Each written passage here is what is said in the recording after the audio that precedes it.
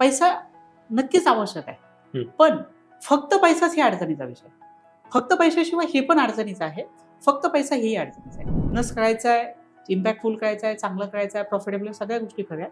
पण जर ह्या स्टेप बाय स्टेप अप्रोच जर आपण घेऊ शकलो तर मला असं वाटतं खूप लिमिटेड अडचणी येऊ शकतात. अडचणी येणार नाही असं नाही, लिमिटेड अडचणी. आता सध्या मी बँकिंगमध्ये आहे, फायनान्समध्ये आहे, पेमेंटमध्ये आहे, IT मध्ये आहे, इन्फ्रास्ट्रक्चरमध्ये आहे, ॲग्रिकल्चरमध्ये आहे.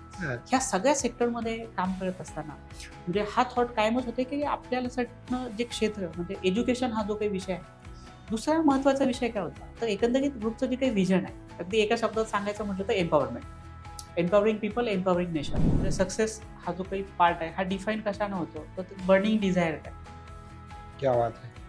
तर ही जी बर्निंग डिझायर आहे, ही बर्निंग डिझायर मला असं वाटतं नॉर्मल सिच्युएशनमध्ये तयार होत नाही. सिच्युएशन जेवढी डिफिकल्ट असेल, जेवढी चॅलेंजिंग असेल त्यातनं तयार होते. ग्रोथ माइंडसेट मला वाटतं महत्त्वाचाच आहे, पण त्याच्यासोबत स्टॅबिलिटी पण महत्त्वाची आहे. बरोबर. म्हणजे जो माणूस म्हणतो ना धंदा स्वतःच्या पैशाने करायचा नसतो, तेही स्टेटमेंट खरं आहे. आणि धंदा करण्यासाठी स्वतःचे पैसे लागतात, हेही स्टेटमेंट खरं आहे. आपण दोन्ही प्रकारचे लोक आपल्याला मार्केटमध्ये दिसत आहेत. नमस्कार, डिझाइन युअर लाईफ मध्ये स्वागत आहे. आज आपण भेटणार आहोत अभिनाथ शिंदे सरांना. अभिनाथ शिंदे सरांनी त्यांचं करिअरची जी सुरुवात आहे ती एक टीचर म्हणून केली होती. एक टीचर म्हणूनही त्यांनी एक खूप उत्कृष्ट काम केलं. पण आज जवळपास 2000 एम्प्लॉई, 1000 कोटीपेक्षा जास्त टर्नओव्हर आणि सेक्टर्स आपण सांगायचे असतील तर ॲग्री असेल, IT असेल, एज्युकेशन आहे, अशा अनेक सेक्टर्समध्ये काम करणाऱ्या एका सक्सेसफुल पर्सन बरोबर आज आपण भेटणार आहोत.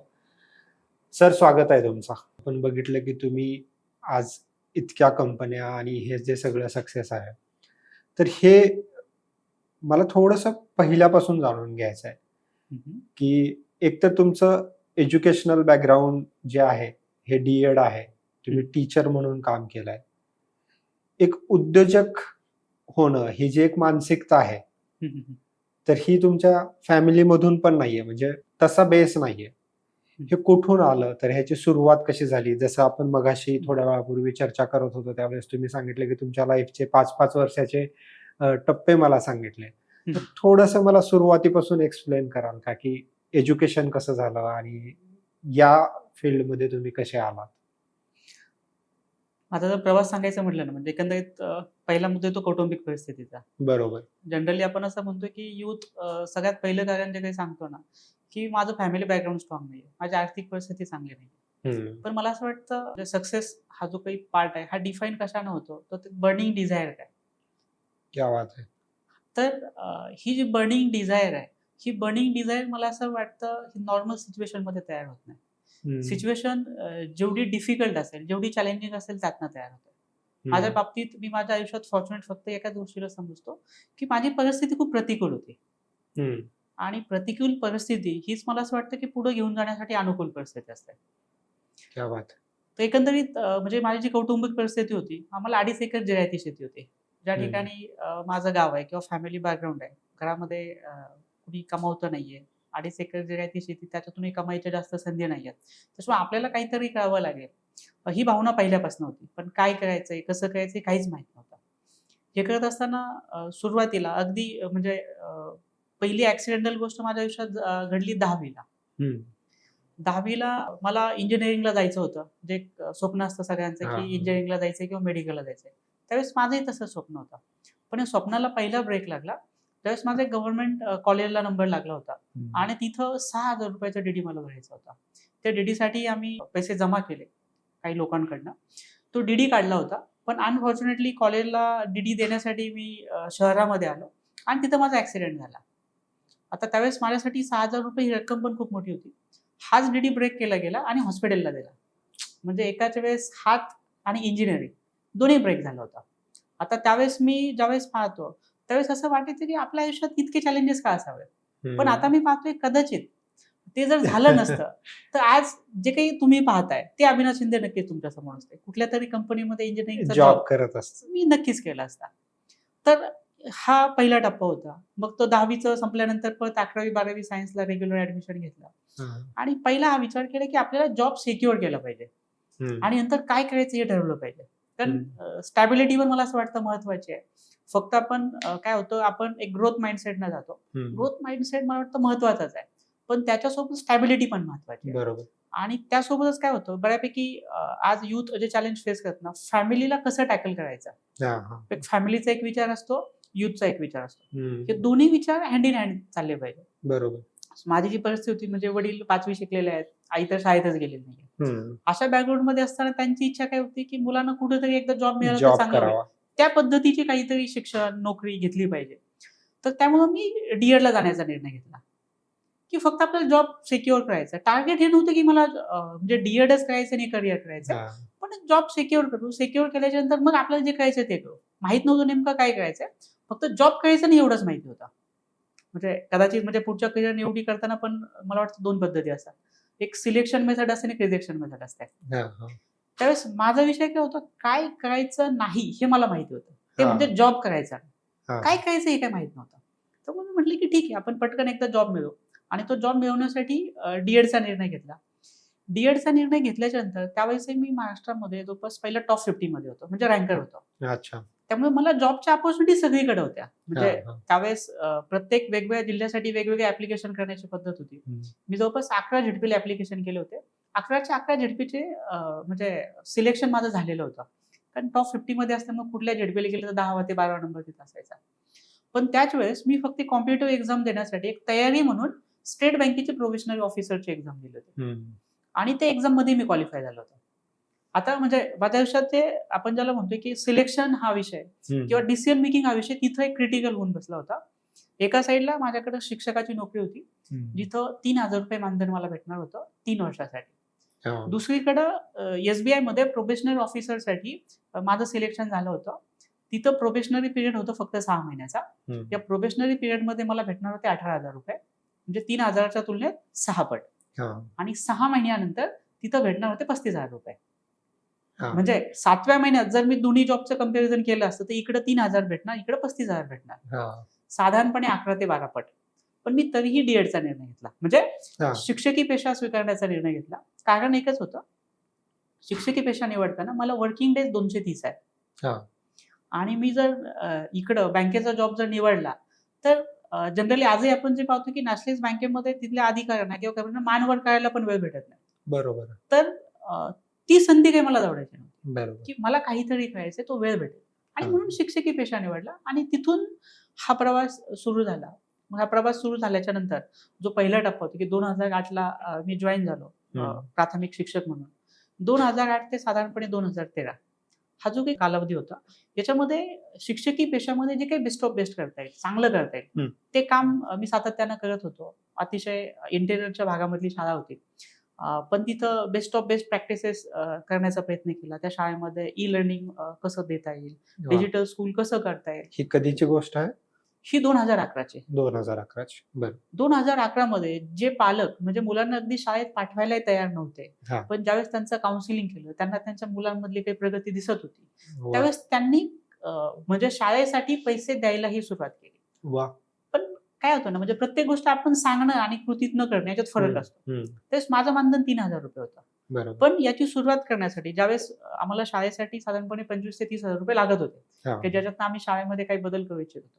त्यातले पहिले ₹3,000 मी दिले होते. अच्छा. म्हणजे पगार ₹3,000 आणि ते ₹3,000 पण दिलेत. पण याच्यामुळे तो पालकांमधला कॉन्फिडन्स वाढला. आणि म्हणजे आपण ज्याला म्हणतो, की पब्लिकला कसं टॅकल करायचं, कसं हँडल करायचं, पालक म्हणून हेतू कुठलाच नव्हता. एक सोशल कॉज, की आपण ज्या शाळेमध्ये काम करतो तिथं जर आपण काही ह्या गोष्टी करू शकलो, तर मुलांमध्ये आणखी प्रगती होईल. तिथं त्या माध्यमातून तो प्रवास चालू झाला. हे होत असताना माझं जे नेटिव्ह प्लेस आहे अहमदनगर जिल्ह्यातलं बालमटाके, तर तिथं माझे बाकीचे काही मित्र होते. सातत्यानं मी कंटिन्यू भेटायचं. तर त्यांचं चॅलेंज काय, तर त्यांचं करिअर सेट करायचंय. म्हणजे आता नेमकं काय करायचंय, तेवढं वेल एज्युकेटेड नाहीयेत. आणि आमचं गाव जिल्ह्यापासून 100 किलोमीटर आहे. 100 किलोमीटर असल्यामुळं तिथं कुठल्याही इंडस्ट्रियल झोन नाहीये, जॉबच्या काही अपॉर्च्युनिटी नाहीये. मग काय करणार? तर आमची चर्चा व्हायची, की मग आपण एखादा छोटासा व्यवसाय प्रत्येकाने जर केला, तर तो सेटल होऊ शकतो. सेल्फ एम्प्लॉईड होऊन स्वतःच्या उदरनिर्वाहाचं एक माध्यम तयार होऊ शकतो. आणि त्यासाठी त्यावेळेस आम्हाला असं वाटायचं, सगळे आम्ही तरुण, आमच्या डोक्यामध्ये राष्ट्रीयकृत बँका ज्या काही आहेत, ह्या सर्वसामान्यांसाठी आहेत. मग त्यासाठी आम्ही ह्या बँकांमध्ये जायचं. त्या बँकांमध्ये ज्यावेळेस आम्ही गेलो, त्यावेळेस लक्षात आलं, की बँका ह्या आहेत, पण बँका नवीन तरुणांना व्यवसाय सुरू करण्यासाठी पैसे देत नाही. बरोबर. चालू असलेले व्यवसाय वाढवण्यासाठी बँका कर्ज देतात आणि त्याच्यासाठी म्हणजे कमीत कमी 3 वर्षाचे ITR डॉक्युमेंट्स पाहिजे, तेवढं स्ट्रॉंग बॅलन्स शीट पाहिजे, तेवढं प्रॉफिट अँड लॉस पाहिजे. आता म्हणजे जनरली आजही ज्यावेळेस मी नवीन तरुणांसोबत बोलतो, तर त्यावेळेस ते सांगतात, की बँका सर्वसामान्यांना कर्ज देत नाहीत. बँका काय पैशावाल्यांसाठीच असतात. पण कुठेतरी एक फायनान्शियल नॉलेज हा पण एक पार्ट आहे, जो त्यावेळेस माझ्याकडे नव्हता. पण ह्या प्रॉब्लेममधनं, या गरजातनं तो सुरू झाला. आम्ही राष्ट्रीयकृत बँकेनंतर हा मोर्चा प्रायव्हेट बँकेकडे वळवला. त्या लोकांना भेटलो. नंतर सहकारी बँकांना भेटलो. शेवटी पतसंस्थांना भेटलो, की नवीन व्यवसाय चालू करायचा आहे, कर्ज पाहिजे. तर पतसंस्थांनी शेवटी आम्हाला असं सांगितलं, की किमान 2 ते 3 महिने तरी खातं आमच्याकडे सुरू करावं लागेल, मग आम्ही कर्ज देऊ. त्यावेळेस हा विचार स्पर्श करून गेला, की आपणच जर अशी पतसंस्था सुरू केली तर. ओके. म्हणजे जेणेकरून जास्तीत जास्त लोकांना आपण एम्पॉवर करू शकतो. आता ज्यांचा प्रॉब्लेम होता बिझनेस चालू करायचा, त्यांनीच त्यांच्यासोबत चर्चा केली, की तुम्ही व्यवसाय चालू करण्याऐवजी आपण बऱ्याच लोकांना व्यवसायाला सपोर्ट करतील अशी इकोसिस्टम बिल्ड करण्याचा प्रयत्न करू. सायमल्टेनियसली तुम्ही नंतर व्यवसाय कराच. बरोबर. मग त्यातले 2-3 मित्र सोबत आले आणि व्यंकटेश मल्टीस्टेटची मुहूर्तमेढ ठेवली गेली 2013 मध्ये. ते करण्यासाठी पण म्हणजे जे काही भागभांडवल लागत होतं, ₹1,00,000 भाग भांडवल होतं. जवळपास 4,000 ते 5,000 लोकांना आम्ही भेटलो. म्हणजे एक साधारणपणे ₹300 शेअर्स होते आणि आम्हाला लागत होते 300 ते 350 शेअर्स. पण त्याच्यासाठीही म्हणजे हा जो काही प्रवास होता, कारण सपोर्ट हा विषय काहीच नव्हता. घरच्यांचा एकच विषय होता, की नोकरी भली आणि तू भला. म्हणजे एक भाकरी खायची तर अर्धी भाकरी खायची, फक्त सुखाची खायची. आणि ह्या पतसंस्था, बँका हे काही आपले उद्योग नाहीयेत. हे पुढाऱ्यांचे किंवा राजकारणी लोकांचे उद्योग आहेत. आपण याच्या नादी नको लागू. त्यामुळं असा एकही माणूस नव्हता म्हणजे घरचा असेल, बाहेरचा असेल, की हा उद्योग केला पाहिजे. पण आमचीच इच्छा होती, की आम्हाला करायचंच आहे आता. आणि हेतू काय होतं तर क्लिअर कट तो सोशल कॉजचा विषय होता, की आपण आपल्या 2-4 मित्रांसाठी विचार करतोय, की व्हाय नॉट आपण जास्त लोकांसाठी विचार करू. मग इथून तो फॅक्टर पण एक तयार झाला, की स्केलेबिलिटीवाला, की जास्तीत जास्त लोकांना आपण सर्व्ह कसं करू शकतो. जास्तीत जास्त लोकांना बोललो, त्यातल्या काही लोकांनी विश्वास ठेवला. तो ट्रस्ट दाखवला आणि ₹300 विश्वास आमच्यावर ठेवून भाग भांडवलाचा जो क्रायटेरिया आणि ह्या गोष्टी पूर्ण झाल्या. हे पूर्ण झाल्याच्या नंतर 10 बाय 10 ऑफिसमधनं याची सुरुवात झाली. तिथं म्हणजे अगदी एक जुना कॉम्प्युटर ₹12,000 चा, आजही मला ते आठवतंय आणि 2 जुने टेबल ₹5,000 चे. ₹17,000 कॅपिटल कॉस्टमध्ये व्यंकटेश मल्टीस्टेट सुरू झाली. आज मागे वळून जर पाहिलं, तर म्हणजे अगदी आता पाहत असताना या 10 वर्षाच्या कालावधीमध्ये जवळपास वर्षानुवर्ष 65% ची व्यवसाय वाढ करत 700 कोटी व्यवसायाचा टप्पा संस्थेनं पूर्ण केलाय. 10 वर्षाचा साधारणपणे प्रवास ह्या पद्धतीनं पूर्ण झाला. याच्यामध्ये पर्सनली माझ्या आयुष्याबद्दल सांगायचं झालं, तर मी सातत्यानं बदल स्वीकारत गेलो. नाविन्यपूर्ण विचार आणि एका ठिकाणी कंटिन्युअसली म्हणजे थांबण्यापेक्षा आणखी मोठ्या पातळीवर काम कसं करता येईल. या पद्धतीनं करत असताना म्हणजे 2013 मध्ये हा सोशल बँकिंगचा अप्रोच जिथं स्टार्ट झाला होता, ते बघत असताना साधारणपणे 2013 ते 2018 फुल्ली डिव्होटेड व्यंकटेश मल्टीसेटचं काम सुरू होतं. त्याच्यामध्ये 2013 ते साधारणपणे 2015 थोडी तारेवरची कसरत पण केली, की शिक्षकी जॉब पण आहे 2013 ते 15 आणि इकडे संस्थेचंही कामकाज बघायचं. पण त्यानंतर हा विचार केला, की याच्यातनं खूप जास्त लोकांना आपण एम्पॉवर करू शकतो. म्हणजे 2013 ची सुरुवातीची गोष्ट सांगायची म्हटली तर पहिल्या वर्षी जवळपास 29 लाखाचा बॅलन्स शीट आमचा होता आणि जवळपास आम्ही 140 लोकांना कर्ज दिलं होतं. अरे! जे आमच्यासाठी मोर दॅन इमॅजिनेशन होता. म्हणजे ज्या फॅमिलीमध्ये लाखाची गोष्ट बोलायची म्हणजे काही गरजच नव्हती. कारण सगळ्या गोष्टी हजारात असायच्या. बरोबर. तर तिथं बॅलन्स शीट लाखामध्ये होता, कर्ज लाखामध्ये होते आणि तो एक वेगळा कॉन्फिडन्स तयार झाले, की आपण जर हे काम आणखी वाढवू शकलो, तर खूप साऱ्या लोकांच्या आयुष्यामध्ये आपण बदल घडवू शकतो. आणि त्यामुळे मग 2 वर्षानंतर तो नोकरी सोडून संस्थेला आणखी वाढवायचा निर्णय घेतला. मग 2013 ते 15 जॉब आणि संस्था. 2015 ते 18 साधारणपणे हा जो काही टप्पा होता, त्याच्यामध्ये फुल प्लेस संस्था आणि बघता म्हणजे 2013 ते 18 या टप्प्यामध्ये 200 कोटी व्यवसायाचा टप्पा पूर्ण झाला. जी खूप मोठी गोष्ट होती आणि हे करत असताना प्लॅन एकदम क्लिअर होता, की छोट्या लोकांसाठी आपल्याला काम करायचं आहे. म्हणजे जनरली आपण बँकिंगमध्ये म्हणतो, जो फायनान्शियल इन्क्लुजन. पण ह्याच्यामधली एक महत्त्वाची गोष्ट काय? तर व्हायला काय पाहिजे आणि होतंय काय? हा खूप मोठा डिफरन्स आहे बघा. आपण म्हणतो, की राष्ट्रीयकृत बँका या कॉमन मॅनसाठी. पण अगदी इंडियन बँकिंग सिस्टमचा जर आपण विचार केला, तर ह्या सिस्टममध्ये जवळपास जे डिपॉझिट्स आहेत, रिटेल डिपॉझिट, ऑलमोस्ट 70% डिपॉझिट्स हे कॉमन मॅनचे आहेत. 70% बरोबर. डिपॉझिट कॉमन मॅनचे आहेत, म्हणजे कॉर्पोरेट्स किंवा एचएन आहे, हाय नेटवर्थ इंडिव्हिज्युअल, यांचे 30% डिपॉझिट्स आहेत. वेगळ्याच आपण लोनचा सिनियर जर बघितला तर रिटेल लोन फक्त 30% आहेत. हम्म. म्हणजे जी आम जनता आहे त्या आम जनतासाठी फक्त 30% अलोकेट केलेलं आहे. बरोबर. 70% लोन कुणाला जात आहेत, मग कॉर्पोरेटला जातात, मोठ्या मोठ्या बरोबर. एचएनएलला जातात. म्हणजे थोडक्यात या फायनान्शियल इन्क्लुजन मध्ये काय व्हायला पाहिजे, ज्याच्याकडे पैसे आहेत त्यानं ते पैसे ज्याच्याकडे नाही आहेत त्याच्याकडे दिले पाहिजे आणि याच्यासाठी बँकिंग सिस्टम आहे. अनफॉर्च्युनेटली हे आपल्याकडे होत नाहीये. पण आम्ही व्यंकटेश मल्टीसेटच्या माध्यमातून रोल मॉडेल बिल्ड करण्याचा प्रयत्न केला.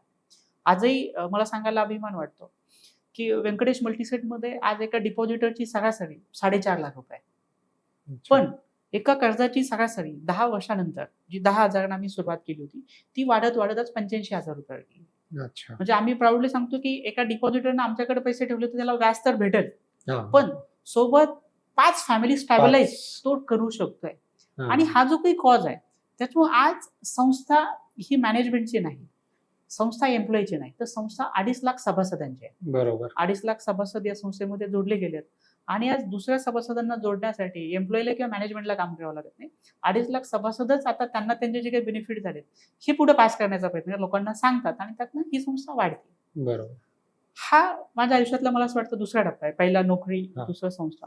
2019 मध्ये ज्यावेळेस आम्ही हा विचार करत होतो की याला आणखी आपण वाढवलं पाहिजे, तर वाढवण्यासाठी काय, तर त्यावेळेस एक गॅप आम्ही आयडेंटिफाय केला. लोकांचे डिमांड कर्जासाठीच्या सातत्यानं वाढतात, पण त्या वेगळे डिपॉझिट वाढत नाही. 60 ते 65% डिपॉझिट त्या ठिकाणी प्रत्येक वर्षाला वाढतात. कर्जाचे डिमांड याच्याही पलीकडे आहे. त्यावेळेस एक अभ्यास केला तर असं लक्षात आलं की बँकिंग सिस्टममध्ये डिपॉझिट खूप जास्त आहेत, लोनिंग होत नाहीये, तेवढं कर्ज वाटप होत नाही. दुसरीकडे कर्जदार आहेत त्यांना कर्ज भेटत नाहीये. मग याच्यामध्ये आता जे काही नॉलेज आपल्याकडे गेन झालंय मागच्या 5-6 वर्षांमध्ये या सिस्टममध्ये काम केल्यामुळे याचं दुवा होण्याचं जर आपण काम केलं तर, आणि मग 2019 मध्ये पहिल्या स्टार्टअपचा जन्म झाला, तो म्हणजे deals of loan. Okay. Deals of loan हे जे काही स्टार्टअप आहे हे कर्ज वाटण्याचं काम करतात. वेगवेगळ्या बँकासोबत आणि फायनान्स कंपनीसोबत आम्ही टायअप केलेला आहे आणि यांचं कर्ज आम्ही लोकांना उपलब्ध करून देण्यासाठी मदत करतो. मग डॉक्युमेंटेशन आणि हा सगळा पाठ हातात आला. ज्यावेळेस आम्ही सुरुवात केली होती तर अगदी 10 लोकांची टीम होती. आज बघता बघता म्हणजे 5 वर्षानंतर जर हे गणित बघितलं 2019 ते 2024 या 5 वर्षाच्या कालावधीमध्ये जवळपास 3,000 कोटीचं कर्ज वाटप झालं. म्हणजे जो काही थॉट होता त्याला आपण म्हणू शकतो की इम्पॅक्ट ड्रिव्हन काम, तर ते एक सायझेबल काम पण झालं. खूप मोठी गोष्ट आहे, एवढा 3,000 कोटी म्हणजे खूप मोठा.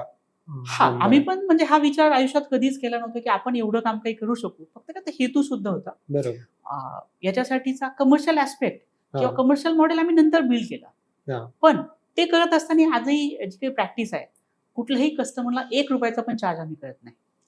म्हणजे जे काही रेव्हेन्यू मॉडेल आम्ही बिल्ड केलं, म्हणजे जे डीएसए असतात, इंडिव्हिज्युअल डीएसए किंवा कॉर्पोरेट डीएसए, त्यांना पेआउट करतात आणि त्या पेआउटवर ह्या कंपनीचं कामकाज चालतं. म्हणजे कस्टमरसाठी फ्री ऑफ कॉस्ट सर्व्हिस आहे आणि ह्या पद्धतीनं हँड इन हँड ज्याला आपण सोशिओ कमर्शियल मॉडेल म्हणू शकतो, अशा पद्धतीचं मॉडेल इथून पुढेही सातत्यानं वेगानं वाढत आहे. हे होत असताना पण जो दुसरा टप्पा होता इथं म्हणजे एक एम्पॉवरमेंट हा जो काही विषय होता आम्हाला लोकांपर्यंत पोहोचायचं होतं. म्हणजे पूर्ण भारतभरातनं या म्हणजे ज्या काही एन्क्वायरीज वाढत होत्या, अगदी दिवसाला 10,000 लोकांपर्यंत एन्क्वायरी वाढायला लागली. आम्हाला असं लक्षात आलं की आम्ही एम्प्लॉई किती वाढवणार. म्हणजे आम्ही सुरुवात केली होती 10 एम्प्लॉईपासून आणि आम्ही आमचा एक बेसिक प्लॅन केला होता की आपल्याला ऍसेट लाईट मॉडेल करायचं. त्यासाठी फर्निश्ड ऑफिस हा पहिला टप्पा होता. दुसरं काय लागणार होतं, कम्प्युटर. आम्ही कम्प्युटर लीजवर घेतले. लीजवर घेतल्यामुळे ती पण कॅपिटल इन्व्हेस्टमेंट नाहीच. मग खर्च काय होतं तर एम्प्लॉई, म्हणजे एम्प्लॉईच्या पगारासाठी पैसे लागणार, हीच काहीतरी एकमेव इन्व्हेस्टमेंट होती. आम्ही असं प्लॅन केलं की आपण काय एक एम्प्लॉई ऑफिसमध्ये जॉईन झाला की याचा ब्रेक इव्हन किती पटकन होईल, म्हणजे त्याला जेवढा पगार द्यायचा तेवढे पैसे तो कसे कमवू शकेल. आणि याला आम्ही खूप प्रॉपर मॉडेल वर्कआउट करून 3 महिन्यामध्ये ब्रेक इव्हन वर येईल, 4थ्या महिन्यामध्ये तोच कंपनीला काही पैसे देऊ शकेल. अशा पद्धतीचं मॉडेल वर्कआउट केलं. त्यात दुसरी एक थॉट प्रोसेस काय होती, तर एम्प्लॉईला पगार कधी द्यायचा, महिना संपल्याच्या नंतर. ओके. पण तो काम तर डे 1 पासून करणार आहे ना. त्याच्या ट्रेनिंग आणि या सगळ्या गोष्टी, इंडक्शन खूप प्रॉपरली करून घेऊन आम्ही काम तयार केलं आणि प्लॅन हा केला की एक बॅच, सुरुवातीला 10 लोकांची टीम आहे. 10 लोकांची टीम एकदा म्हणजे ब्रेक इव्हनला आली की ही टीम आपल्याला वाढवायची. 10 लोकांची मग 20 लोक झाली. 20 लोकांचा ब्रेक इव्हन झाला. ते झाल्याच्यानंतर 40 लोकांची टीम तयार केली. 40ची 80 गेली. हे करत असताना आम्ही कोविडच्या अगोदर 650 लोकांच्या टीमवर पोहोचलो. वा. तेही अवघ्या 2 वर्षामध्ये. ही आमच्यासाठी पण म्हणजे मोर दॅन इमॅजिनेशन हीच गोष्ट होती. बरोबर. पण याच्यामध्ये स्ट्रक्चर खूप प्रॉपरली फॉलो केलं होतं, की जिथं स्टार्टअपचा पण थॉट आहे आणि ट्रेडिशनल पण माइंडसेट आहे. हा, हा. की आपल्याला कॅश बर्न पण करायचे नाहीये, पण हा. आपल्याला स्केल पण करायचंय. अशा पद्धतीने हँड इन हँड चालणारं हे जे काही मॉडेल होतं, हे खूप सिस्टमॅटिकली स्केल होत होतं.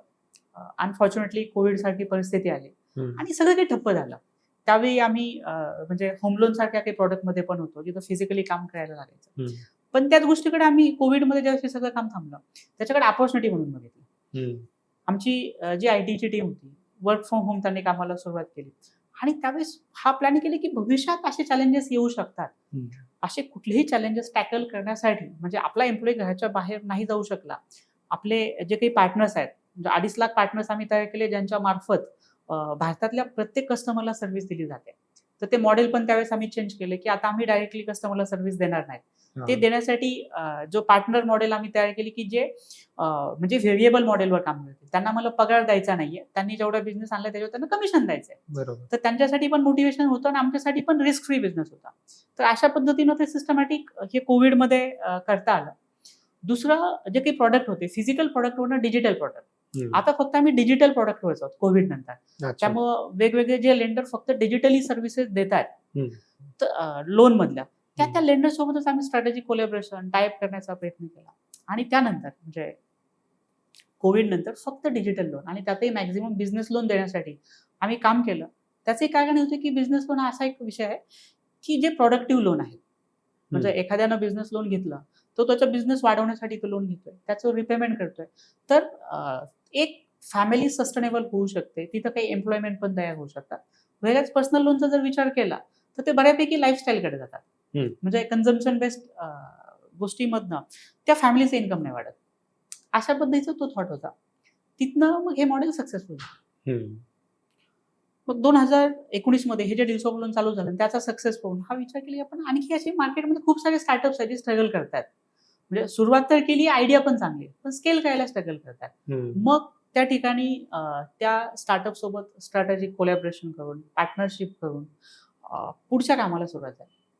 आणि बघता बघता 2019 त्याच 2024 म्हणजे 5 वर्षात साधारणपणे 12 पेक्षा जास्त ब्रँड आपण इस्टॅब्लिश करू शकलो, सेट करू शकलो आणि स्केल करू शकलो. ग्रेट. म्हणजे यातले कितीतरी ब्रँड असे आहेत की म्हणजे ज्यांचे मला सांगायला आनंद होईल की 2019 ला म्हणजे आमच्याकडे एक ब्रँड आहे सेट2पे. 10 लाखाचा रेव्हेन्यू होता ज्यावेळेस मी कंपनी जॉईन केली. आज 2024 मध्ये म्हणजे मार्च 23 म्हणजे 22-23 चा जो काही रेव्हेन्यू आहे तो 10 कोटीचा आहे. म्हणजे 10 लाख ते 10 कोटी 100 पट वाढ याच्यामध्ये मागच्या या 4 वर्षात करू शकलो. खूप मोठी गोष्ट आहे. अशाच पद्धतीच्या वाढ म्हणजे वेगवेगळ्या स्टार्टअपमध्ये जे डील्स ऑफ लोनचं मी जिथं नाव घेतलं की तिथंही म्हणजे साधारणपणे जी काही वाढ झाली आहे याच रेंजमध्ये आहे. 3-4 स्टार्टअपमध्ये साधारणपणे 4 ते 5 पटीची वाढ आहे 4 ते 5 वर्षामध्ये करू शकलो. सायझेबल ग्रोथ, सायझेबल इम्पॅक्ट एकंदरीत मला असं वाटतं या सगळ्या प्रवासात करता आलाय. तुम्ही एक टीचर म्हणून काम केलेलं आहे आणि आज एवढ्या कंपन्या आणि एवढं हे स्केल करणं ही जी गोष्ट आहे ना, हे मॅक्सिमम वेळेला डोक्यातच येत नाही. हा माइंडसेट काय आहे? स्केल करणं हा माइंडसेट काय आहे? तो कशा पद्धतीने एक्झिक्यूट केला जातो? काय चॅलेंजेस येतात किंवा तुम्हाला तुमच्या लाईफमध्ये स्केल करण्यासाठी? मी आतापर्यंत बघतोय तुम्ही एवढ्या कंपन्यांबद्दल बोलताय, ते सुरुवातीपासून आतापर्यंत तुम्ही स्केलला खूप इम्पॉर्टंट दिलंय आणि ते फक्त इम्पॉर्टंट दिलं नाही तर ते उतरवलंय प्रत्यक्षामध्ये. तर याला थोडंसं डिकोड कराल का? याला थोडंसं एक्सप्लेन कराल का? कारण या पद्धतीने विचार करणारे लोक खूप कमी आहेत. बरोबर आहे. म्हणजे त्यातला मुख्य विषय काय होतो ना, आज जी काही अडचण आहे मुख्य त्याच्यामध्ये लोक आहे ना मोठी स्वप्न बघायला घाबरतात. स्केल हा विषय मला वाटतं सेकंडरी येतो. अगोदर तो मनात तर आणावा लागेल. म्हणजे तो एकदा मनामध्ये जर आणला ना तर मग त्याच्यावर काम होईल. पण मला असं वाटतं किमान 80-90% लोक आहेत स्वतःच्या कम्फर्ट झोनमध्ये आहेत. याचं कारण काय? तर त्यांनी स्वतःच्या बाउंड्री स्वतः सेट करून ठेवल्यात. ह्या बाउंड्री रिअलिटीमध्ये एक्झिस्ट करतायत का? तर माझं मत ते करत नाहीत. स्वतःचे बॅरियर स्वतः ब्रेक करू शकतो. हे ब्रेक करण्यासाठी काही चॅलेंजेस असू शकतात. पण ह्या चॅलेंजेससाठी मार्केटमध्ये रिसोर्स अवेलेबल आहेत. काय काय चॅलेंजेस असू शकतात? मला असं वाटतं कदाचित फायनान्शियल चॅलेंजेस एक असू शकतात. स्किलच्या आड येणारे. कदाचित प्रॉपर रिसोर्सेस म्हणजे ज्या पद्धतीचे ह्युमन स्किल असणारे वेगवेगळे लोकं लागतील. हा विषय असू शकतात किंवा बाकीचे काही चॅलेंजेस असू शकतात. पण मार्केटमध्ये प्रत्येक प्रॉब्लेमला सोल्युशन आहे. म्हणजे अगदी व्यवसायाच्या बाबतीमध्ये बऱ्याच लोकांचा एक थॉट काय असतो, की धंदा करायचा म्हणजे पैसे लागणार. आणि एकीकडे दुसरं एक स्टेटमेंट असतं, की धंदा स्वतःच्या पैशाने करायचा नसतो. आता दोन्ही स्टेटमेंट मधलं कोणतं स्टेटमेंट खरं आहे? मला असं वाटतं दोन्ही स्टेटमेंट बरोबर आहेत. हां. म्हणजे जो माणूस म्हणतोय ना धंदा स्वतःच्या पैशाने करायचा नसतो, तेही स्टेटमेंट खरं आहे. आणि धंदा करण्यासाठी स्वतःचे पैसे लागतात हेही स्टेटमेंट खरं आहे. आपण दोन्ही कुठल्या प्रकारचे लोक आपल्याला मार्केटमध्ये दिसतायत. पण कुठल्या कॅटेगरीमध्ये जायचा प्रयत्न करताय? हा विषय महत्त्वाचा आहे. मग पैसे कुठून उपलब्ध होऊ शकतात? तर मला असं वाटतं बँक हे एक फॉर्मल चॅनल आहे. फक्त बँक हे फॉर्मल चॅनल हे डे 1 ला एक्झिस्ट करत नाही नवीन व्यवसाय चालू करण्यासाठी. पण तुम्ही एखादा व्यवसाय चालू करता, त्याच्यामध्ये पण जे चांगले बिझनेस आहेत, ट्रेडिशनल बिझनेस, त्याच्यामध्ये बँक फंडिंग अवेलेबल आहे. बरोबर. अगदी 70% 75% टोटल कॅपिटल रिक्वायरमेंटचे आपल्याला पैसे लागतात. ओन कॉन्ट्रिब्युशन हा एक विषय येतो. साधारणपणे 25% ते 30% कॅपिटल आपल्याकडे पाहिजे.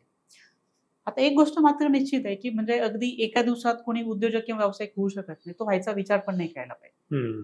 माझ्या दृष्टीनं म्हणजे आपल्याला सिस्टमॅटिकली एखादी जर्नी कंप्लीट करायची असेल ना, तर अगोदर हे ठरवावं लागेल, की कुठल्या क्षेत्रामध्ये जायचंय. ज्या क्षेत्रामध्ये जायचंय, त्या क्षेत्राचं डीप नॉलेज आपल्याकडे पाहिजे. नॉलेज नसताना ब्लाइंडली जर आपण एखादी उडी मारली, तर ते त्या ठिकाणी फसण्याची शक्यता नाकारता येत नाही. बरोबर. त्याच्यामुळे एखादं क्षेत्र निवडलं पाहिजे. त्या क्षेत्रामध्ये सुरुवातीला जॉब केला पाहिजे. तो जॉब जर केला तर काय होईल? त्यातलं इन डेप्थ नॉलेज आपल्याकडे. राइट. फक्त ते करत असताना म्हणजे जॉब, एम्प्लॉयी आणि इकडे एंटरप्रेनर याच्यामध्ये एक जर्नी आहे. एंटरप्रेनर.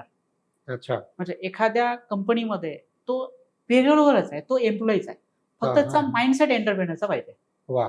म्हणजे ती कंपनी माझी स्वतःचीच आहे. ह्या पद्धतीनं, ह्या विचारानं जर त्यांनी काम केलं, तर त्याच्यामध्ये म्हणजे रिस्क न घेता तो एंटरप्रेनर झाला.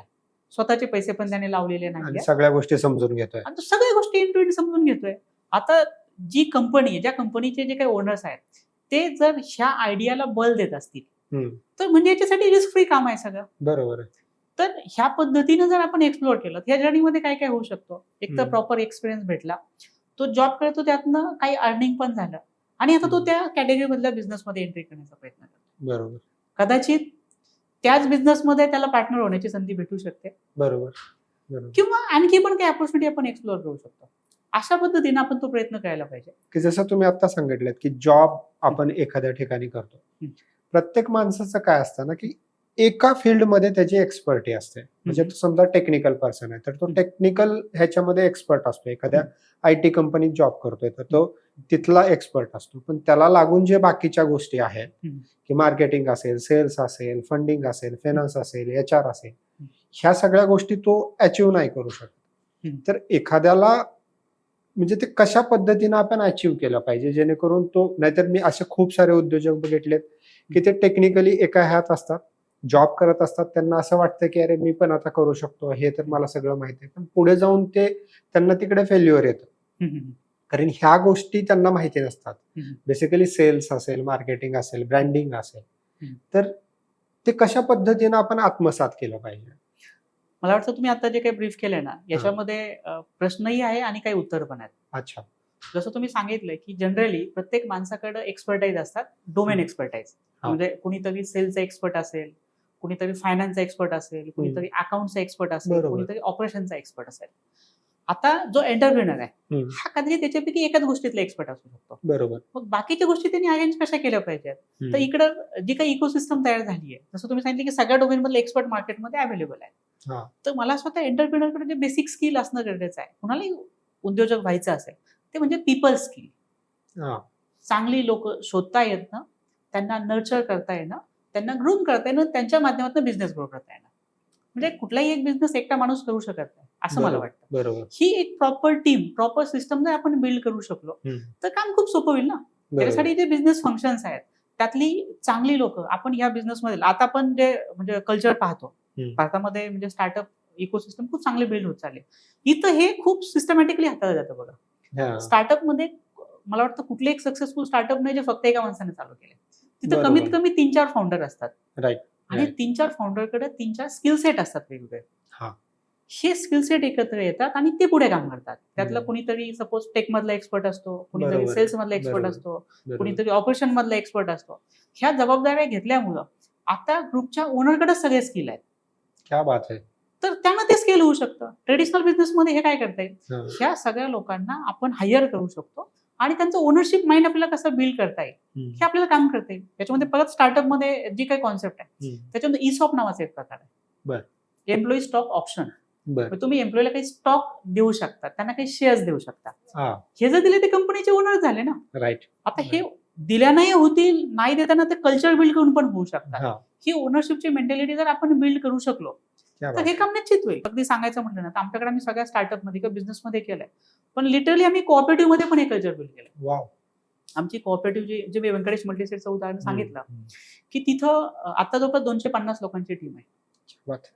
आणि मला सांगायला आनंद होईल की अगदी 10 वर्षापूर्वी जो ड्रायव्हर माझ्याकडे जॉईन झाला होता तो आजही कंपनीमध्ये काम करतो. आजही व्यंकटेश मल्टीसेटमध्ये काम करतो. ही संस्था माझी आहे म्हणूनच काम करतो. 10 बरोबर. वर्षात एकदाही तो लेट आला नाही. एकदाही त्याच्यामुळे मला एखाद्या मीटिंगला किंवा एखाद्या ठिकाणी पोहोचायला उशीर झाला. अमेझिंग.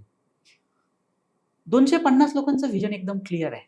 यासाठी महत्वाचं काय लागतं की आपण त्या व्हिजनची अलाइनमेंट करू शकतो का? आम्ही हम्म. तिथलं आमचं जे काही स्वप्न आहे लोकांना सक्षम करून बुलंद भारताची निर्मिती करायची. क्या बात. मला असं वाटतं की प्रत्येक माणूस मोठे स्वप्न पाहत नाही, हम्म. पण मोठ्या स्वप्नाचा भाग व्हायला सगळ्यांना आवडतं. बरोबर.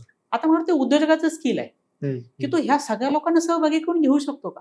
ज्याच्यामध्ये पार्टनर्स असू शकतात, ज्याच्यामध्ये एम्प्लॉई असू शकतात, ज्याच्यामध्ये वेगवेगळे स्टेक होल्डर्स असू शकतात, कस्टमर्स असू शकतात. हम्म. आता आमचे कस्टमर पण व्यंकटेश विषयी बोलतात की तुम्ही या संस्थेत जॉईन व्हा, तुम्ही सभासद व्हा. हे कशामुळे होत आहे? म्हणजे मी जाणीवपूर्वक कोऑपरेटिव्ह सांगतोय. हा. हा. इकडे आम्ही स्टार्टअपमध्ये ती सिस्टम बिल्ड केलीच आहे, पण त्यासाठी ते बेनिफिट्स पण त्यांना दिलेले आहेत. राईट. की फॉर एक्झाम्पल त्या ठिकाणी अगदी आमची जी टीम आहे व्यंकटेश मल्टीसेट, आम्ही त्याला व्यंकटेश परिवार म्हणतो. तिथं जवळपास या 250 लोकांसाठी आम्ही त्यांच्या फ्युचरची जी काही स्कायटी असते, जी काही भीती असते, त्याच्यासाठी आम्ही पेन्शन स्कीम चालू केलेली आहे. अरे वा. बर. की 60 वर्षानंतर काय करायचं? हम्म. 60 वर्षानंतर त्यांना पेन्शन भेटेल. आता त्यांचे बाकीचे प्रश्न काय होते? मुलांना चांगलं शिक्षण कसं घेता येईल? हम्म. आम्ही त्याच्यासाठी म्हणजे शैक्षणिक भत्ता हम्म. चालू केला. हम्म. त्याच्यानंतर विषय होते की आयुष्य फक्त काम करण्यासाठी नाहीये, आयुष्याचा आनंद घेण्यासाठी पण आहे.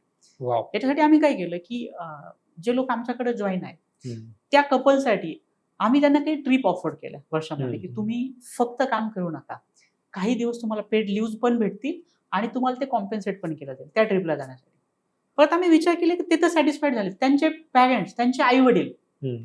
कदाचित त्यांनाही कुठेतरी जावंसं वाटत असेल, एखाद्या धार्मिक स्थळी गेलं तर ते आनंदी होतील. त्यांच्यासाठी आम्ही तीर्थयात्रांचं पण प्लॅन केलं हम्म. आणि कंपल्सरी केलं की नाही तुम्ही सगळ्यांनी तुमच्या आईवडिलांना कुठेतरी घेऊन जायला पाहिजे प्रत्येक वर्षी. हम्म. मग हे जे काही डॉट्स आहेत, आम्ही परिवार म्हणतोय तर परिवारासाठी लोकांची काळजी घेतोय. म्हणजे त्यांनी त्यांच्या फॅमिलीसाठी जे काही केलं पाहिजे ते आम्ही आमच्या परिवारासाठी करतो. हा परिवार बात. आमचा काही 2-4 लोकांचा नाही, हा 250 लोकांचा परिवार आहे. बरोबर. आणि हेच कल्चर आम्ही आमच्या वेगवेगळ्या स्टार्टअपमध्ये बिल्ड करायचा प्रयत्न करतोय की जिथं मला असं वाटतं हा प्रॉब्लेम राहत नाहीये. मग ज्यांच्याकडे जे स्किल आहे ते स्किल घेऊन येतात, ज्यांच्याकडे स्किल नाही, ज्यांच्याकडे विल आहे, हम्म. तो विलिंगनेस त्यांच्याकडे आहे. तो विलिंगनेस असल्यामुळे स्किल एम्पावर करण्याचं कामही आम्ही करतोय. आता तर ह्या स्टार्टअप इकोसिस्टम बिल्ड होतीये, तर आम्ही नवीन काही स्टार्टअप घेऊन येतोय. ह्या पद्धतीनं मला असं वाटतंय एकंदरीत काम केलं जातंय. एक पिन पॉइंटेड प्रश्न विचारतो सर, हम्म. कारण तुम्ही स्वतः हे प्रूव्ह केलेलं आहे. एक शिक्षक म्हणून तुमच्या करिअरची सुरुवात तुम्ही केलेली आहे हम्म. आणि आज एवढं मोठं एम्पायर केलेलं आहे. स्केलेबल बिझनेस करण्यासाठी, एक हे एम्पायर उभं करण्यासाठी एक्झॅक्टली काय केलं गेलं पाहिजे? तुम्ही एखादा स्टार्टअप सुरू करताय, तर स्टार्टअप सुरू करताना तुमची थॉट प्रोसेस काय असते? मनाच्या स्तरावर तुम्ही काय काय विचार केलेला असता आणि बाकीच्या गोष्टी प्रॅक्टिकली ह्या पण तुम्ही काय काय बघता? मला वाटतं खूप चांगला प्रश्न आहे. म्हणजे बऱ्याच लोकांना ह्या प्रश्नाला क्रॅक करताना खूप अडचणी येतात. म्हणजे बिझनेस कोणता चालू करायचा, कसा चालू करायचा, स्केलेबल बिझनेस नेमका कसा चालू करायचा. आता एकंदरीत मला असं वाटतं याच्यामध्ये प्रत्येकाचे थॉट वेगवेगळे असू शकतात. पण याचा माझा जो काही थॉट आहे ना तो एकदम क्लिअर आहे. आपण असा कुठला प्रॉब्लेम आहे जो सॉल्व्ह करू शकतो आणि त्याचा इम्पॅक्ट खूप मोठा असू शकतो. इम्पॅक्ट ॲट स्केल आपण जे काही म्हणतो ना, तर म्हणजे खूप प्रॉफिटसाठी बिझनेस करायचा आहे अशी एखादी केस असेल ना तर तो बिझनेस मोठा नाही होणार. पण काहीतरी कॉज असेल की हा प्रॉब्लेम मी जर सॉल्व्ह केला ना लोकांच्या आयुष्यामध्ये मी काही व्हॅल्यू ऍड करू शकतो, कॉन्ट्रीब्युट करू शकतो आणि सायझेबली करू शकतो. बरोबर. मला वाटतं अशा पद्धतीचा बिझनेस आपण निवडला पाहिजे. आता हा निवडताना दुसरी काळजी काय घ्यायला पाहिजे, याच्यासाठी मी अलाइन्ड आहे का, मी पॅशनेट आहे का. जर मी पॅशनेट नसेल, मी अलाइन नसेल, फक्त माझा एकमेव अजेंडा आहे की कमर्शियल ऍस्पेक्ट आहे, तर तो बिझनेस कधीच मोठा होऊ शकत नाही. अच्छा. तर हा थॉट एकदम क्लिअर ठेवायला पाहिजे. पैसा नक्कीच आवश्यक आहे, पण फक्त पैसाच ही अडचणीचा विषय. फक्त पैशाशिवाय हे पण अडचणीचं आहे, फक्त पैसा हेही अडचणीचं आहे. तर मॉडेल या पद्धतीनं बिल्ड व्हायला पाहिजे की ज्याच्यामध्ये आपण व्हॅल्यू क्रिएट करतोय मल्टिपल स्टेक होल्डरसाठी. मग ते मल्टिपल स्टेक होल्डर हे कस्टमर असू शकतात, व्हेंडर सप्लायर असू शकतात, आपले एम्प्लॉई असू शकतात, आपले इन्व्हेस्टर्स असू शकतात, सगळेच लोक असू शकतात. बरोबर. अशा पद्धतीच्या बिझनेसचा जर आपण विचार केला तर मला असं वाटतं तो खूप स्केल होऊ शकतो. म्हणजे पहिला विषय काय, तर आपण इम्पॅक्ट ओरिएंटेड मॉडेल निवडतोय का की ज्याच्यामध्ये आपण काहीतरी व्हॅल्यू ऍड करू शकतो सगळ्यांमध्ये. दुसरा विषय काय, फॉर शुअर हा बिझनेस प्रॉफिटेबल होऊ शकतो का, ओके. हा सस्टेनेबल होऊ शकतो का, हा स्केलेबल होऊ शकतो का, हा बिझनेस ऍसेट लाईट मॉडेलवर चालू शकतो का, आणि आणखी एक महत्वाचा मुद्दा तो म्हणजे तो फ्युचर प्रूफ असू शकतो का. ओके. म्हणजे कदाचित आज एखादा प्रॉब्लेम एक्झिस्ट करतोय, पण एकंदरीत ज्या पद्धतीनं आपला देश किंवा पूर्ण जग पुढे चाललंय आणि त्यांना कदाचित कालबाह्य होणार आहेत काही गोष्टी, त्याच्यामध्ये जर आपण एखादं काम करायला सुरुवात केलं तर मला असं वाटतं तोही चुकीचा विषय होईल. म्हणजे थोडक्यात काय, तर आपण सनराईज इंडस्ट्रीकडे जायला पाहिजे, सनसेट इंडस्ट्रीकडे नाही जायला पाहिजे. बरोबर. म्हणजे असे आपण जर काही फिल्टर लावले की हा म्हणजे ह्या क्रायटेरियामध्ये आपण फिट होतोय का, ह्या क्रायटेरियात फिट होतोय का, ह्या क्रायटेरियात फिट होतोय का, तर ही एकदम प्रॉपर आणि आयडियल केस असू शकते. बरोबर. आणि त्यातनं पण म्हणजे ही आयडिया कितीही मोठी असेल याची सुरुवात मात्र एकदम छोटी करायला पाहिजे. सुरुवात छोटी करून आपण काय करायला पाहिजे, एक मिनिमम व्हायबल प्रॉडक्ट जो MVP म्हटलं जातं याच्यावर काम करायला पाहिजे. आयडिया खूप मोठी पण खूप छोट्या लेवल आपल्याला टेस्ट करू शकतो का. म्हणजे काय होईल, तर जर ही काय होतं, आपण ज्यावेळेस थेरॉटिकल लेवलवर बोलतो आणि त्याला त्या स्केलवर एक्झिक्यूट करायचा प्रयत्न केला, ती व्हॅलिडेट झालेली नसेल तर तरी आपण फसणार आहोत. त्याच्यामुळे पहिला टप्पा काय पाहिजे, बिझनेस आयडिया कशी असावीत हे एक मी सांगितलं. दुसरा विषय काय, आयडिया व्हॅलिडेशन व्हायला पाहिजे. व्हॅलिडेशन शिवाय पुढे जायलाच नाही पाहिजे. आयडिया व्हॅलिडेट करण्यासाठी खूप छोटी जॉग्राफी, खूप छोटी टीम, खूप छोटा प्रॉडक्ट, खूप छोट्या स्केलवर काम करायला पाहिजे. म्हणजे कितीतरी उदाहरण पहा, डंजो सारखी इतकी मोठी कंपनी होती, ज्या फाउंडरनं सुरुवातीला व्हॉट्सअप ग्रुप चालू केले होते. व्हॉट्सअप ग्रुपवर त्याने बघितलं की त्याला जो प्रॉडक्ट बिल्ड करायचा होता, तर ऑर्डर कोण कोण देऊ शकतं, आणि ज्यावेळेस हे ऑर्डर वाढायला लागल्या, मग ऍक्च्युअल कंपनी प्लॅन केली गेली. बरोबर. अशा पद्धतीने विचार केला गेला. म्हणजे त्यांनी बिझनेस आयडिया, त्याचं व्हॅलिडेशन, आणि मग तो मिनिमम व्हायबल प्रॉडक्ट, आणि मग पुढे ग्रोथ आणि स्केल. ह्या पद्धतीने खूप सिस्टमॅटिकली गेलं ना तर अडचण येत नाही. दुसऱ्या विषय याच्यामध्ये काय करायला पाहिजे, खूप साऱ्या आयडिया येतात, कितीतरी सक्सेसफुल होतात, कितीतरी फेल होतात. फेलचं प्रमाण नक्कीच जास्त असतं. तर स्टार्टअप किंवा बिझनेस करत असताना हाही एक माइंडसेट ठेवायला पाहिजे. आपण फेल होतो एखाद्या आयडियामध्ये, तर त्या आयडियामध्ये स्टक नको व्हायला, कारण ती एक आयडिया आहे. बरोबर. आपण दुसऱ्या परत आयडियावर काम करू शकतो. ज्यावेळेस MVP लेवलवर तो फेल होतोय, म्हणजे ज्याला आपण फेल फास्ट म्हणू शकतो, आपल्याला हेही पटकन समजायला पाहिजे की आपण फेल होतोय, नाही ही आयडिया कदाचित योग्य नाहीये, किंवा त्या आयडियासाठी आपण योग्य नाहीये, किंवा आताची सिच्युएशन योग्य नाहीये, किंवा आताच्या जॉग्राफी योग्य नाहीये. खूप सारे कारण असू शकतात. पण हे आपण जर अंडरस्टँड करून घेतलं पटकन, नाहीतर काय होतंय, बरेच सारे लोक आहेत ना एखाद्या बिझनेसला एकदम स्टकअप होऊन जातात, स्टिक होऊन जातात, की हा बिझनेस मी चालू केला आणि मला सक्सेसफुलच करायचा आहे. 2 वर्ष होतात, 4 वर्ष होतात, तो माणूस स्वतः संपतो, कर्जबाजारी होतो. पण हे कशासाठी, म्हणजे बिझनेस करायचा आहे, इम्पॅक्टफुल करायचा आहे, चांगलं करायचं आहे, प्रॉफिटेबल, सगळ्या गोष्टी खऱ्या. पण जर ह्या स्टेप बाय स्टेप अप्रोच जर आपण ठेवू शकलो, तर मला असं वाटतं खूप लिमिटेड अडचणी येऊ शकतात. अडचणी येणार नाही असं नाही, लिमिटेड अडचणी. तुम्ही तुमच्या करिअरची सुरुवात शिक्षक म्हणून केलेली आहे. मला वाटतं की आणखीन पण तो आतमध्ये एक शिक्षक आहे, कारण तुम्ही आता ज्या पद्धतीने एक्सप्लेन करताय, की म्हणजे जसं की तुम्ही आता बोलला होता की बिझनेस ज्यावेळेस करता त्यावेळेस तो एखादा बिझनेसला कसं त्यामध्ये लोक आणली पाहिजे, त्याला कसं नर्चर केलं पाहिजे वगैरे सांगत होता. तर त्याच्या पुढचा प्रश्न माझ्या डोक्यात आला होता की त्यांना तुम्ही टिकवलं कसं पाहिजे, त्यासाठी काय.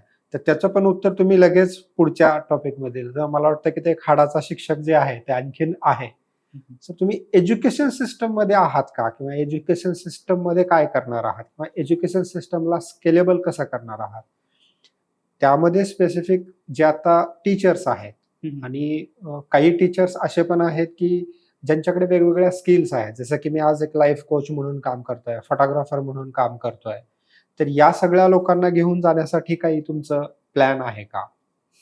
मला वाटतं म्हणजे माझ्या एकदम आवडीचा प्रश्न तुम्ही विचारला. अच्छा. कारण जिथं माझ्या करिअरची सुरुवात झाली प्राथमिक शिक्षक म्हणून, हम्म. आणि जोपर्यंत मी शिक्षक म्हणून काम केलं तर तेवढं डिव्होटेड आणि पूर्ण तन मन धनानं त्याच्यामध्ये काम केलं. हम्म. तर आता वेगवेगळ्या क्षेत्रामध्ये ज्यावेळेस मी काम करतोय, कारण आता सध्या मी बँकिंगमध्ये आहे, फायनान्समध्ये आहे, पेमेंटमध्ये आहे, IT मध्ये आहे, इन्फ्रास्ट्रक्चरमध्ये आहे, ॲग्रिकल्चरमध्ये आहे.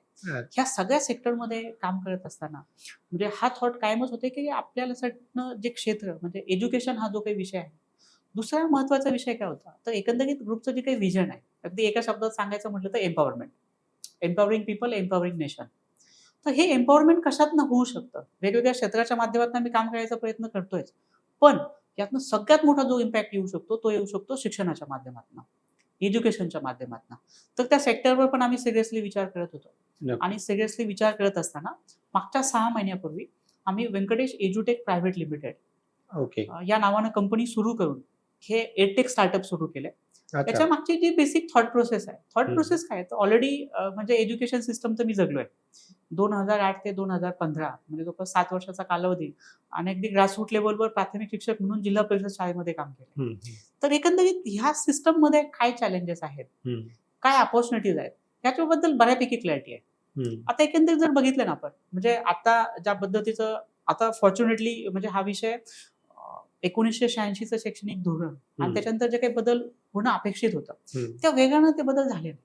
पण आता नुकतं शासनानं न्यू नवीन शैक्षणिक एज्युकेशन पॉलिसी राईट. NEP आता आणली आहे, आणि याचं इम्प्लिमेंटेशन पण आता सुरू झालं. हम्म. जे प्रॉब्लेम होते त्याच्यावर काम करणं, तो जे ऍड्रेस करायचा विषय सगळं NEP मध्ये बऱ्यापैकी झाला. पण याचं इम्प्लिमेंटेशन कधी होणार, कसं होणार, किती होणार, हा एक प्रश्नचिन्ह आहे. कारण शासकीय स्तरावर एकंदरीत आपण ज्या गोष्टी बघितल्या की एखादं धोरण येतं, या धोरणाची अंमलबजावणी व्हायला पुढचे 10 वर्ष लागतात, हम्म. आणि त्याच्यानंतर धोरणच बदललेलं असतं. ही रियालिटी Fact आहे, ही फॅक्ट आहे. तर या फॅक्टच्या अनुषंगानं ज्या काही ब्रॉड लेवलवर आम्ही काही गोष्टी करायचं ठरवलंय, जे काही प्रॉब्लेम मला लक्षात आले, की यातला पहिला मोठा प्रॉब्लेम काय बघा, तो मोठा प्रॉब्लेम आहे की एकंदरीत आपण पाहतो, जसं तुम्ही मगाशी सगळ्या स्किल सेटवाल्या सगळ्या लोकांविषयी बोलले. ज्यावेळेस मी वेगवेगळ्या लोकांना भेटतो आणि बोलतो, त्यांना विचारते की तुमच्या प्रोफेशनल लाईफमध्ये तुमच्या अकॅडमिक एज्युकेशनचा किती इम्पॅक्ट आहे. बरोबर. आता तुम्हीच फोटोग्राफर आहात, तर तुमचं एक पॅशन आहे. तुम्ही तुमच्या अकॅडमिक्समध्ये फोटोग्राफीविषयी काय काय शिकले? काहीच नाही. काहीच नाही. हा प्रश्न म्हणजे मी वेगवेगळ्या क्षेत्रातल्या 100 लोकांना जर विचारला, कमीत कमी 90% लोकांचं उत्तर असं असतं की नाही, प्रोफेशनल करिअर वेगळं आहे आणि अकॅडमिक विषय वेगळा. पुढचा प्रश्न माझ्या मनामध्ये तयार होतो, मग अकॅडमिक लाईफचा फायदा होत नाहीये का, आणि तो जर झाला तर किती इम्पॅक्ट होऊ शकतो? तुम्ही सिम्पली तुमचा विषय सांगा. बघा, जर फोटोग्राफी हा विषय तुम्हाला तुमच्या कॉलेज लाईफमध्ये किंवा त्याच्या अगोदर टीनेज लाईफमध्ये जर तुम्हाला शिकायला भेटला असता, त्याचा तुमच्या आयुष्यामध्ये काही फायदा झाला असता का? डेफिनेटली नक्कीच झाला असता. 100% झालं असतं. इव्हन मी तुम्हाला थोडंसं माझं सांगेन, जसं तुम्ही सांगितलं की मी पण धाराशिवचा आहे, खूप छोट्या गावातला आहे. तर फोटोग्राफीमध्ये करिअर होऊ शकतं हेच ग्रॅज्युएशन झाल्यानंतर कळतं. किंवा तुम्हाला ऍक्टिंग करायची, तर ऍक्टिंग मध्ये करिअर करायचंय, मग ऍक्टिंग करण्यासाठी मी बघतो की छोट्या छोट्या गावातून मुलं मुंबईला येतात ग्रॅज्युएशन झाल्यानंतर. तोपर्यंत तिथली जी मुलं आहेत, तोपर्यंत त्यांनी 10 एकांकिकामध्ये हे केलेलं असतं, नाट्यसंमेलनं पाहिलेले असतात, आणि म्हणजे फक्त एवढं चॅलेंज नाहीये, तर एज्युकेशन मध्ये नाहीये ह्याचा आणखीन संबंधच नसतो आपल्या लाईफमध्ये. करेक्ट. म्हणजे हा जो काही विषय ना बेसिकली, की शेवटी जीवन आपल्याला जगायचं आहे, आणि जगण्यासाठी आपल्याला त्याला बॅकिंग करणाऱ्या, रेव्हेन्यू जनरेट करणाऱ्या काही ऑप्शन्स असावेत. पण अकॅडमिक लाईफमध्ये याच्याविषयी बोललंच जात नाही. हे कधीपासून बोललं पाहिजे? सुनर द बेटर, म्हणजे अगदी पहिलीपासून बोलायला पण हरकत नाहीये.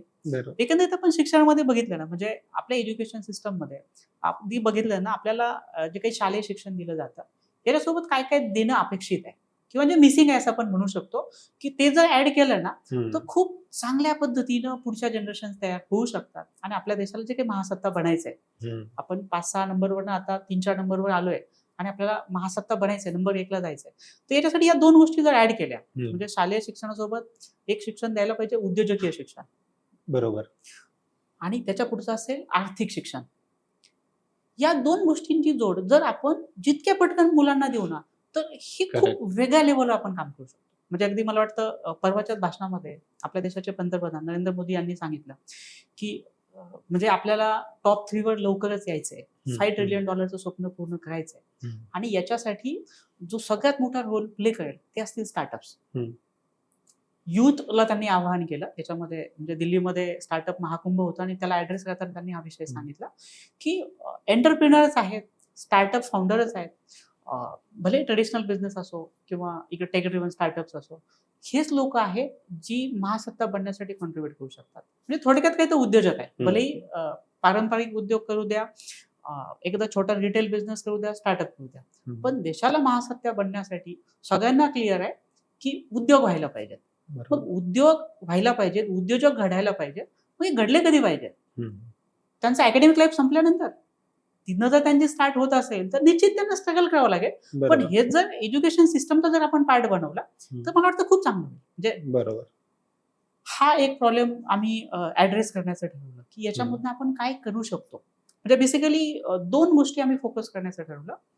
एक स्किलिंग, बरोबर. आपण लोकांना खूप चांगलं स्किल द्यायला पाहिजे आणि ह्या स्किलिंगचं रूपांतर लाईव्हलीहूड मध्ये व्हायला पाहिजे.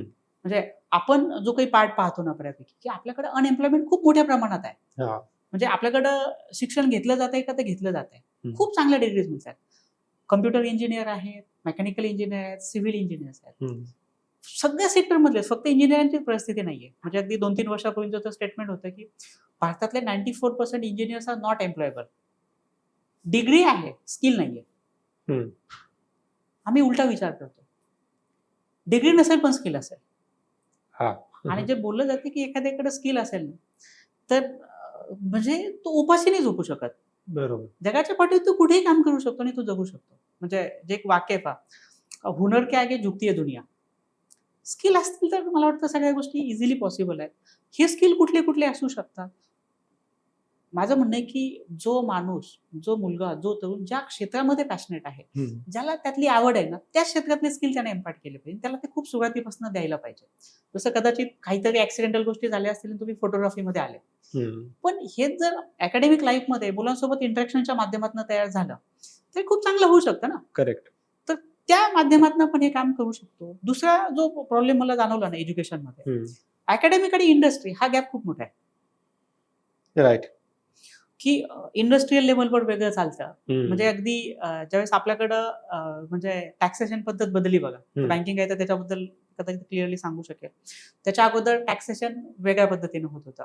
नंतर जीएसटी आला. जीएसटी लागू झालंय आणि एज्युकेशन सिस्टम मध्ये जुन्या टॅक्सेशन विषयी बोललं जात आहे. ते बदलायला पण 1 वर्ष लागलं. असं किती वेळेस होतं की म्हणजे आयओटी रिलेटेड काही एज्युकेशन असेल तर जे बॅकडेटेड झालेलं आहे ते सिस्टम मध्ये असतं आणि मार्केटला ते नसतंच. मग जर हे अपडेशन जर राहिलं तर काम सोपं होईल. म्हणजे आज कुठल्याही कंपनीमध्ये जॉईन व्हायचं असेल ना तर किमान तिथे 4 ते 6 महिने ट्रेनिंग द्यावं लागतं. कुठल्याही इंजिनिअरिंग मध्ये तुम्ही इंजिनिअरिंग डिग्री कंप्लीट केल्यानंतर बाहेर येऊन परत एखादा कोर्स करावा लागतो. मग कंपनी जॉईन, मग तिकडे ट्रेनिंग आणि मग पुढे प्रवास सुरू होतो. ह्या ज्या काही अडचणी आहेत ना, ह्या अडचणींना ऍड्रेस करण्यासाठी आम्ही काम करतोय. दुसरा आणखी एक जो प्रॉब्लेम आहे तो म्हणजे एज्युकेशन अफोर्डेबल नाही आता सध्या. म्हणजे एज्युकेशनच्या कॉस्ट खूप जास्त वाढल्या आणि ह्या वाढत असताना दुर्दैवानं आपल्या एज्युकेशन सिस्टममध्ये परफॉर्मन्स एज्युकेशन नावाचा काहीच प्रकार नाहीये. आपण कुठल्याही डोमेनमध्ये जर गेलो ना, परफॉर्मन्सची खूप व्हॅल्यू आहे. पण आपण म्हणजे एखाद्या स्कूलचं आपण असं इव्हॅल्युएशन करू शकतो का, ह्या स्कूलचा ग्रेड काय?